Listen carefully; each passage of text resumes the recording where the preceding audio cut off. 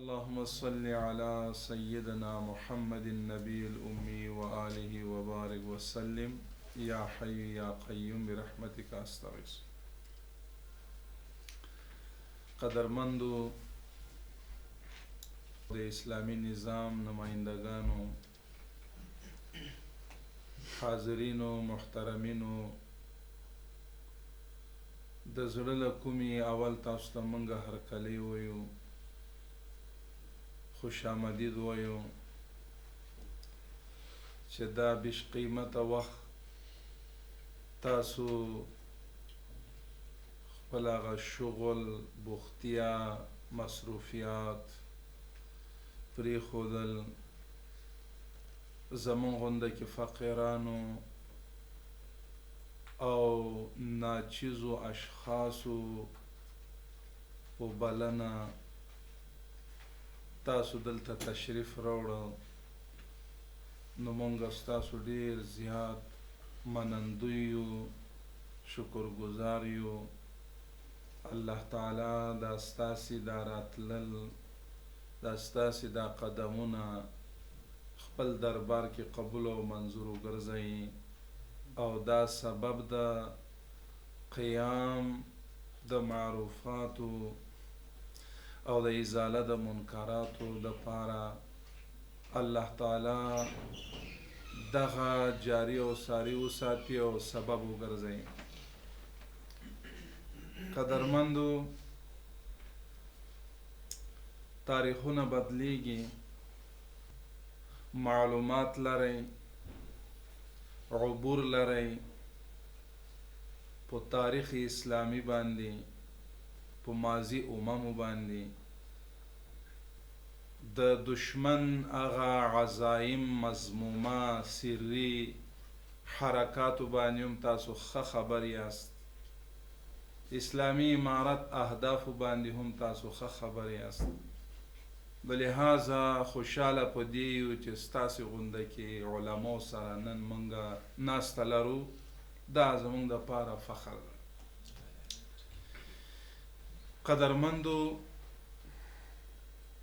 مورخینو لیکلی، محققینو، چې په دنیا کې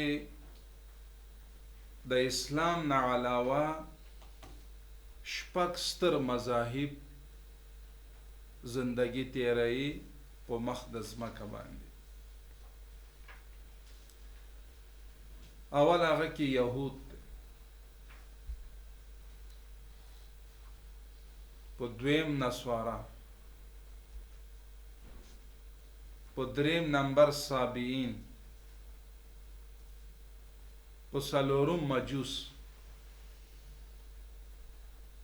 پنځم هغه محض مشرکین دا هندوان، شپږم هغه مذهب اوسیږي چې هغوی د الله وجود نه هم منکر دی،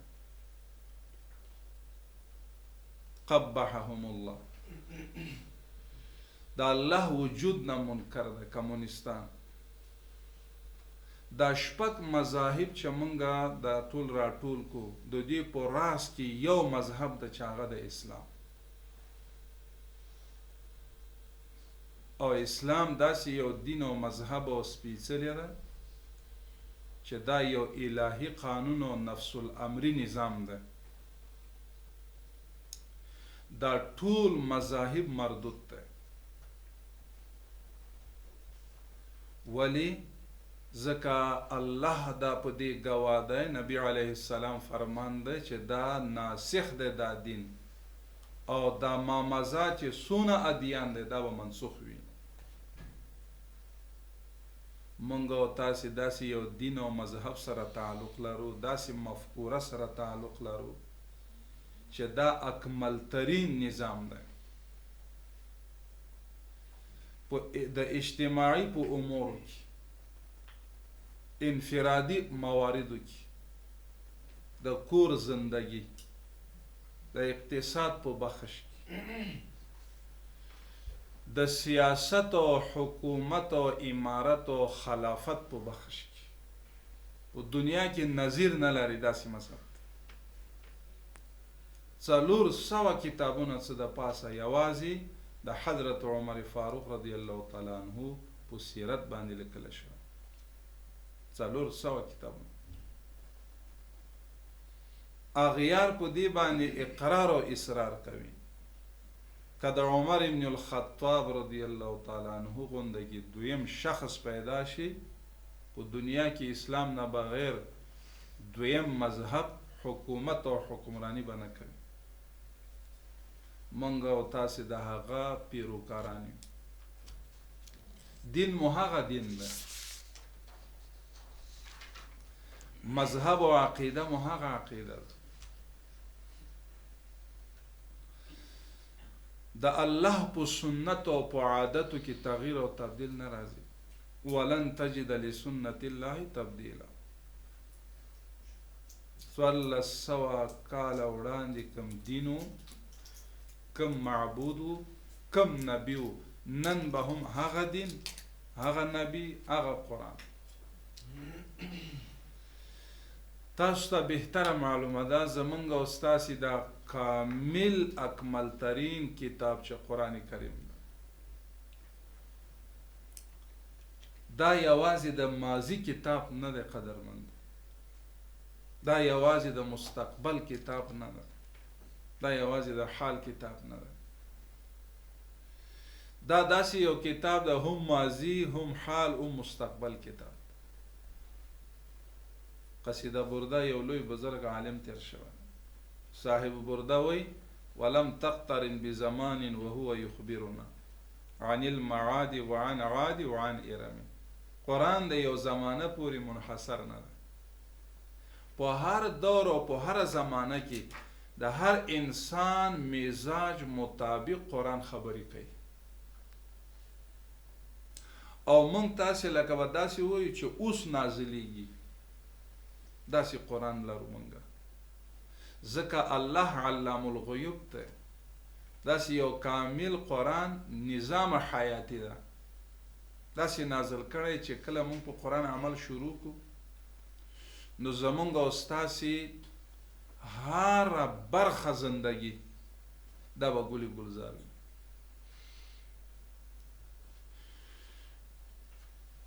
قرآن کریم کې یو آیات کریمه ده اعوذ بالله من الشیطان الرجیم ولن يجعل الله للكافرين على المؤمنين سبيلا الله تعالی فرمایي چې تر ورځ د قیامت پورې مؤمن به حاکم وي او غیر مؤمن به محکوم وي دا د فیصله خداوندی ده او د الله په فیصله کې ذره مقدار احتمال د کذب هم نه وي او شک او تردد هم نه وي یو تفسیر ده چې تفسیر مظهری مشهور تفسیر ده او مفسر چې ده دغه تفسیر ثناء الله فنافتی رحمت الله تعالی علیه ده هغه بیا لیکي چې د الله په فیصله کې خو شک نسته ما لنا نغلب ولا نغلب ولی مسلمان محکوم و مغلوب ولی مسلمان غالب نشو الله خو فرمای ولن یجعل الله للکافرین علی المؤمنین سبیلا مراد غلبه ده قدرمندو دغه مفسر چې یو معتمد مفسر ده هغه دوه علل ذکر کوي د محکومیت او د مغلوبیت یو علت عمده دا ذکر کوي لکثرت عصیاننا ولضعف ایماننا ما لنا نغلب ولا نغلب دو علت ذکر کوي یو د ایمان ضعفیت او دویم کثرت د نافرمانی او عصیان اوس هغه نافرمانی تعبیر الله قرآن کریم کې په منکراتو کړی او د انسان او د مسلمان ایمان چې ضعیف کیږي هغه د دوه وجه یو وجه مفادات او مادیات او فلوس او پیسې دویمه وجه وحده او منصب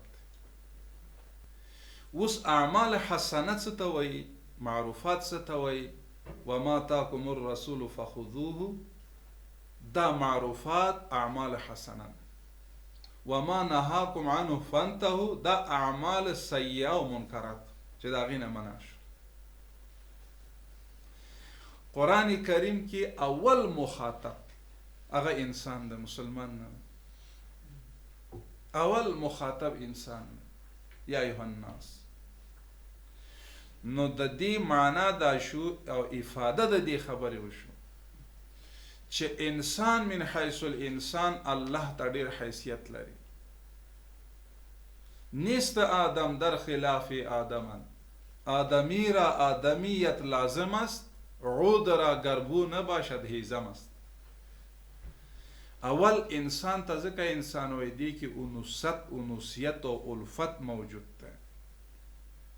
نو اول مخاطب انسان ده، بیا مومن ده. نو انسانیت چې یو انسان په ځان کې پیدا کوي د هغې دپاره عمده سبب هم د الله نظام ده. او که یو انسان انسانیت نه ووځي د هغې دپاره هم عمده سبب دا ده چې عدم عمل د الله په دین باندې. نو لوی فضل او مهرباني دا ده چې موږ او تاسو الحمدلله مسلمانان یو افغانان. دویمه دا ده کفري نړۍ دنیا دوه قسم ده قدرمندو، یو انسانی دنیا ده او دویم اسلامی دنیا. کفري نړۍ همیشه د پاره دا کوشش کوي چې مسلمانانو په یو په بل نوم یا مسلمانان بدنام کی یا مسلمانان کمزور کی. بدنامي لکه په دې شلو کالو کې موږ او تاسې پاسې کفري نړۍ تبلیغات وکړو. کم الفاظ سیئه مجاهدینو پسې استعمال نشو، د دهشتګردۍ ټاپه ولګېد. نو انسان من حیث الانسان موږ ته چې درس راکوي هغه قرآن کریم درس راکوي. کفري نړۍ خپل ترجیحات د هغوی خپل مفادات، زمونږ ترجیحات اسلامي نظام دی. زمونږ او ستاسې دا دین احیا چې شوی عمده رول هغه قلم لوبولی. اوس ونیم لکه احادیث لرو، ونیم لکه. نو دا ټول د قلم په واسطه موږ ته رسېدل. او چې کوم ځای قلم استعمال شوی نه دی د هغې معلومات موږ تاسې هم نه لرو. ټول صحابه کرام 1,04,000 صحابه کرام، خو کتابونو کې 11,500 نومونه شته قلم استعمال شوی، د نورو نومونه خو نشته. بیا راویان صحابه کرام دا 9,500 نومونه، نور هم نشته. دا دوه شی په اسلام کې ډېر رول لري، یو جبه او دویم لاس او قلم.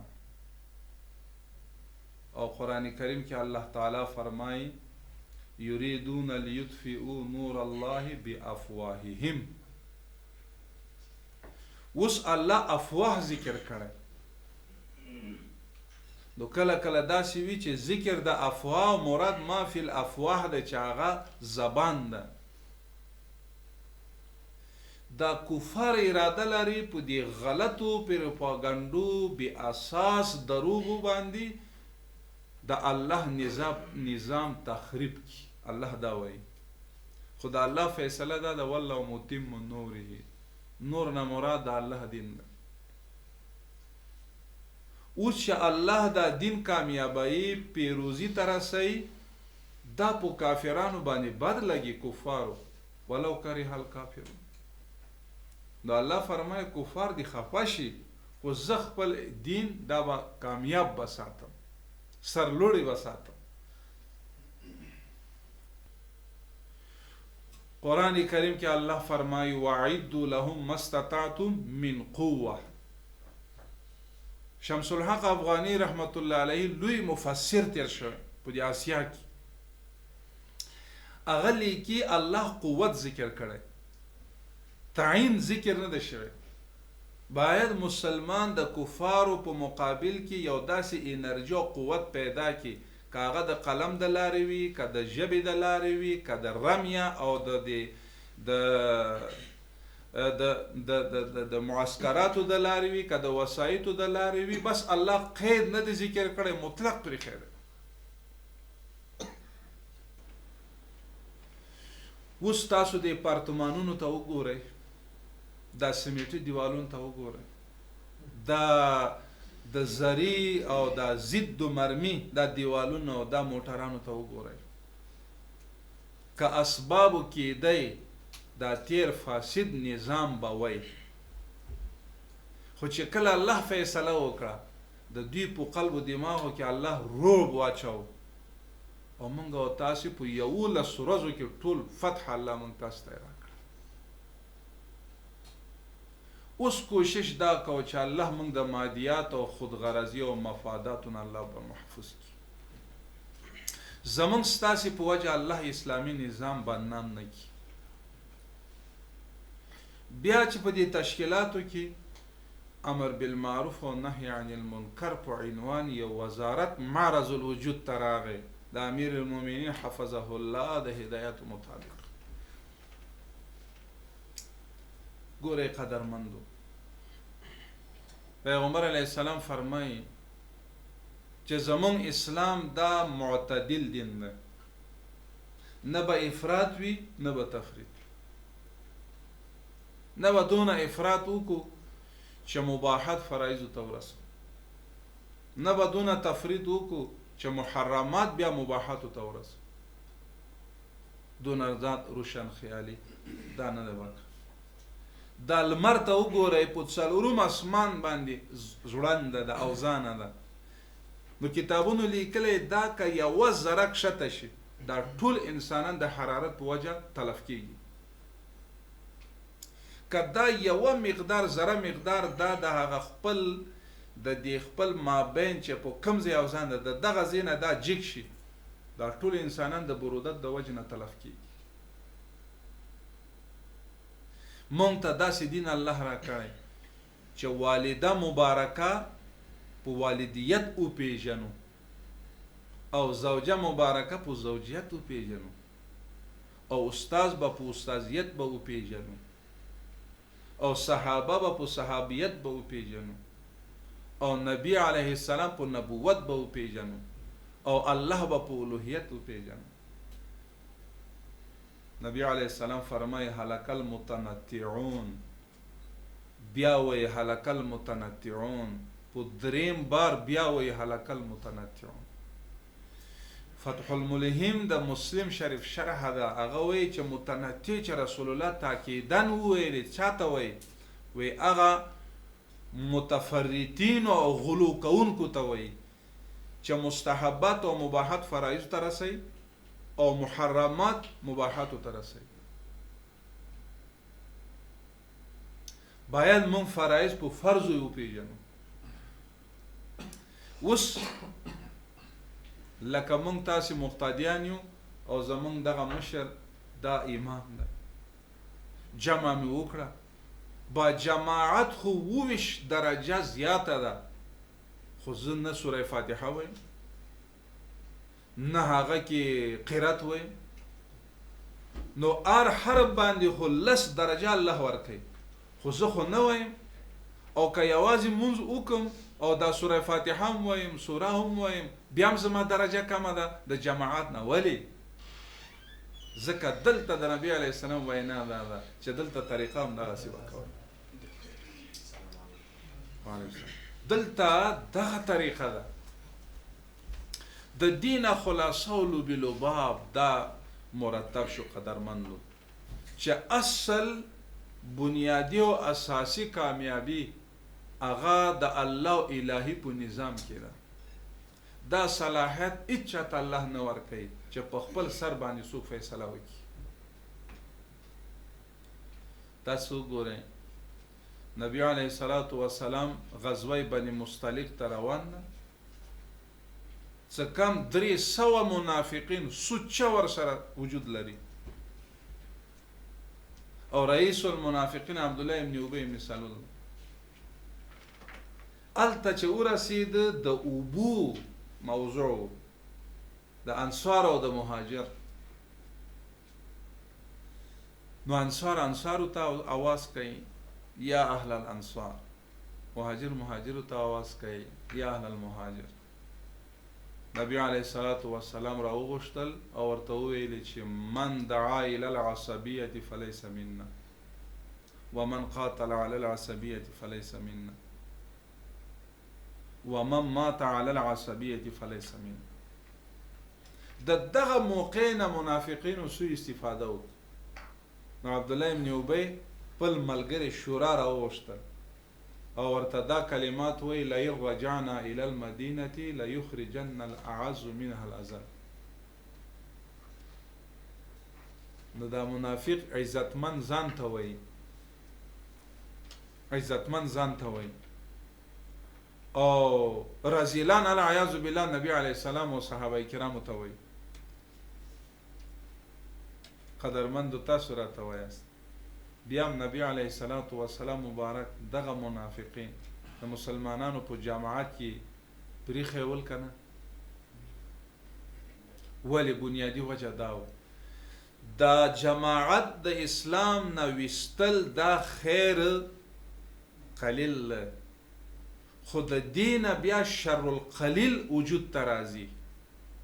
نو ترجح ورکه په هغه باندې چې خیر کثیر دی نوی خدا شر القلیل دی وجود ترانش د شر الکثیر. دا مونږ تاسو ته پر سبق نو دونه بهترین اخلاق لرل. مونږ د پاره محتدا او مقتدا هغه قرآن او حدیث زمونږ لایحه او زمونږ مشرتابه.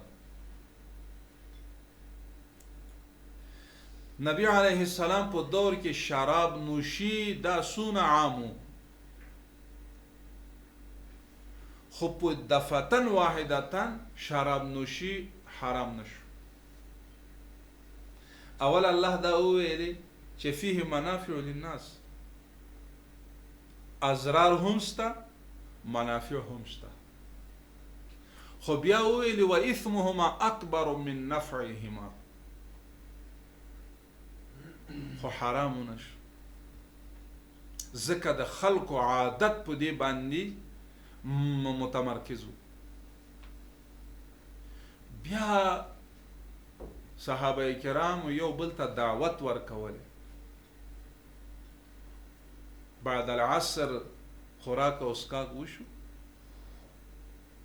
نو یو صحابي صلات المغرب ته مخکې کیږي د ماښام مونځ ته. قل یا ایها الکافرون اعبد ما تعبدون وی. ولی شراب حرام نو اثر یو الله تعالی بیا نه حرامي فرمای یا ایها الذین آمنوا لا تقربوا الصلاة وانتم. بیا حرام نشو. بیا داسې ونه ویلی شو چې ته دفتن العیاذ بالله کافر شو. خود چون کې د عمر فاروق رضی الله تعالی عنہ پیشنهاد و نبی علیه السلام ته ویل. نو دلته چې کله موس حالت را ورسید صحابه پوه شو چې عبادت کې زمونږ د شراب سبب د نقصان ده. نو ثلث منع شو د نیم نه زیات. په دریم کرته الله دا آیات ویلي انما الخمر والمیسر والانصاب والازلام رجس من عمل الشیطان فاجتنبوه. دا نظریه جوړه شو، مفکوره جوړه شو. نو بیا مدینه طیبه په دې لوی په دې لارو باندې دا شراب داسې روانو لکه ورختونه چې ورېدلی وي. دا مونږ تاسو لپاره مثال ده. خو لیکن اوس داسې نه ده چې شراب به تدریجن وي. به تدریجن مونږ ذهن سازي به د ولس به کوو. یسرو ولا تعسرو. مونږ دا کړی. دا ځکه تاسو ته وایم چې د امر بالمعروف پسې دونه منفي تبلیغات کیږي. د 2001 نه د مجاهدینو پسې اسلامي امارت پسې چې کېده چې کوم ځای کې خلاف العادت یا خلاف السنت عمل وشي نو هغه منصوب امر بالمعروف ته شي هغه هیڅ حق نه تر اوسه پورې تر ننه پورې یو محتمم څه کم 8000 ته زموږ تشکیل ورسېده امر بالمعروف او دا افغانستان ولایت دا په 3 کټګورۍ باندې تقسیم کړی ده مونږ درجه اول دویم دریم ای قدرمندو حضرت نبی کریم علیه السلام په منبر باندې ناست او دا وی یا ایها الناس مکانکم عبدالله ابن مسعود رضی الله تعالی عنہ د پیزارو په ځای باندې کیناست دون اطاعت اوس شکل د الله د طرف نه هم دا ویل کیږي د شرعي امیر اطاعت فرض او واجب د شریعت په موارد او په امور کې فرمان هم د امیر المؤمنین حفظه الله نه وي د تاسو راته وایي مونږ او تاسو په دې ټولو باندې دا فرض نه دی دا غ فرمان هم تطبیق کو هم عمل وکړو وس کفار خدان چې کله هم دا وایي ګوره یو بانه به وکړي مونږ به داسې به نه کوو چې د دنیا نه ځان انزیوا کړو داسې به هم نه کوو چې زیرې لیف ناس یو دنیا هر څه چې کوي نه دنیا سره به هم تعامل کوو لکه نبی علیه السلام چې کړی خو خپل هدف به هم نه پرېږدو چا چې خپل هدف پرېښی هغه قوم بیا غلامان شوی ده لکه تیر نظام چې او څوک چې خپل په هدف باندې کلک ودرېدلی کانهم بنیان مرصوص دغه حریت اول سختی راځي خو دا میوه بیا ورځ تر ورځه تازه کېږي وده کوي اوس داسې یو دور ده د سوشل میډیا دور ده تیره اداره د اشرف غني اداره تاسو ته ښه درغلی هغه یوازې د سوشل میډیا داسې استخدام کړی مستقل دې دپاره یو قطعه تشکیل کړی او دا فیسبوک او دا ټویټر او دا نور دا داسې یو آلات او اسباب راوتی چې مونږ او تاسو د دغه دشمنانو او مقابله کولی شو هم د هغوی فکر او نظریه مفکوره جوړولی شو په لیکنه باندې اکثر چې څو مسلمانان شوی هغه قرآن کریم مطالعه کوي مسلمانان شوی ما تاسو ته ویل ابتدا کې که قلم نه وای او که وعظ او دا ژبه نه وای کېدای شي احادیث نه وای زموږ ستاسو دین نه وای 15,000 څه د پاسه 300 حدیث حضرت ابو هريره رضی الله تعالی عنہ دغه ژبې د لارې روایت کړي بیا صحابه کرام ځان سره نوشته کوي امام سرخسی لاندې په دې چا کې ناست او بندې د 15 جلدو کتاب لیکلی علامه ابن عساکر په 80 جلدو کتاب لیکلی نو موږ او تاسو ته الله دا موقع راکړی نو موږ تاسو ولتکن منکم امه يدعون الى الخير ويأمرون بالمعروف وينهون عن المنکر تاسو علماء تاسو سوچ وکړئ چې الله قرآن کې چې کله امر ذکر وکړي او د قرآن کریم او د الله د حکم هغه معیار ته چې موږ وګورو عینک واچو نو هغه دلالت په فرض نه کوي چې کله الله نهی ذکر کړي نو هغه دلالت بیا په محرماتو نه کوي اوس چې کله الله موږ او تاسو ته طاقت راکړه حکومت راکړه ځواک خاوندان شو نو په دې باندې خو خلاصېږو نه ځکه من را منکم منکر فلیغیر بیده ده نو بیده نه مراد حاکم نه ده حاکم ده فبلسانه علما ده فبقلبه عام مسلمانان ده چې تاسو ورسره راشه درشه مه کوئ خو دا هم په حکمت باندې وکئ ځکه تدبر الله قرآن کې وی یدبرو نو روح المعانی یو مفسر ده هغه لیکلی تدبر دی ته وایي چې کله هم یو انسان یو عمل باندې اقدام کوي د هغې په عاقبت باندې باید سوچ وکړي چې د عاقبت او انجام به خراب وي او که بد وي. چې که انجام خراب وي بیا تعطیل وکړه، توقف وکړه، بیا هغې دپاره میکانیزم جوړ کړه، بیا هغې دپاره تدبیر جوړ کړه، یو میاشت بعد بیا اقدام وکړه، بیا به الله تعالی خیر ثمره به مرتب کړي. دا موږ تاسو ته قرآن کریم کې الله هر څه راته ښودلی. موږ ته نړیوال طالب وایي، نو دغه لفظ د طالب دلالت په علم کوي. موږ د علم سره حساسیت لرو، نه موږ د علم مخالف یو. نو چې پوهنتونونه آزاد او د اول نه تر شپږمه ټولګۍ پورې آزاد او د متوسطه تعطیل شوی، دې دپاره یو ترتیب جوړیږي او شخصي مکتبونه آزاد، داسې وخت به الله راولي چې دا به ترتیب هم برابر کړي. د امریکایانو او د قطر کې موږ دغه اروپایانو 22 دا سفیرانو دې سره موږ مجلس وکړو. موږ ورته د امر بالمعروف تشریح وکړو. موږ خپل ورته دوی ته وویلې په دغه الفاظو زه تاسو ته وایم. ما ورته وویلې چې تاسو دلته اروپایي اتحاد سفیران ناست یاست او د امریکا سفیر هم ناست. ما ورته وویلې چې سعودي نظام تاسو غواړئ چې په اروپا کې خپلې کوي؟ وویل نه.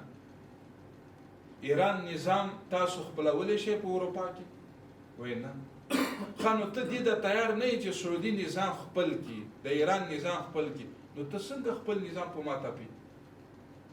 موږ خو دې دپاره سرونه ورکړی دی. داسې یو کور نشته چې هلته کونډه نه وي، داسې یو نشته چې هلته یتیم نه وي. نو ته ولې په ما باندې زبردستي کوي؟ په کوم قانون باندې کوي؟ وایه راته. امر بالمعروف وایه، خلاصه راته وایه. نو ما ورته امر بالمعروف خلاصه دا ده چې باید مخدره موادو ختم شي، په ټولنه کې رشوت ختم شي، حکومتداري کې فساد ختم شي، اخلاقی او جرایم په ټولنه ختم شي. تاسو راته وایاست تاسو اتفاق کوئ که نه وایئ؟ او نو ولې امر بالمعروف سره حساسیت کوئ؟ نو باید موږ او تاسو د دې تبلیغات نه متاثر نه شو. نو تاسو نه ډېر بخښنه غواړو، غالبا دا خبرې اوږدې شوې.